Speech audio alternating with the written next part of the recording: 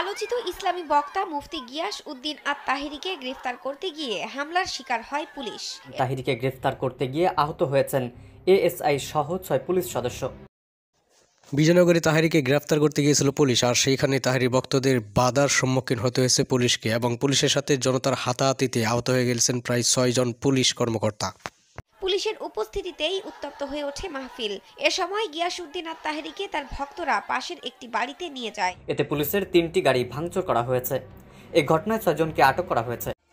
মাহফিল শুরু হওয়ার আগে তাহেরীকে গ্রেফতার করতে যাওয়াটা আসলে পুলিশের কিন্তু ঠিক হয়নি, অর্থাৎ মাহফিল শেষ হলে তারা কিন্তু তাহেরী হুজুরকে ধরতে পারতো, কিন্তু তারা সেটা না করে মাহফিল শুরু হওয়ার আগেই গিয়াসউদ্দিন আত-তাহেরীকে ধরার জন্য অভিযান চালায় পুলিশ, এবং ক্ষুব্ধ হয়ে এবং তাহেরীর ভক্তরা প্রায় পাগলের মতো হয়ে পুলিশের উপর হামলা চালায় এবং তাহেরী হুজুরকে পালানোর একটা পথ তৈরি করে দেন সবাই, এবং তাহেরী হুজুর সহি সালামতে সেখান থেকে চলে যান এবং অন্যত্র নিয়ে আশ্রয় নেন এবং সেখান থেকে পালিয়ে যান।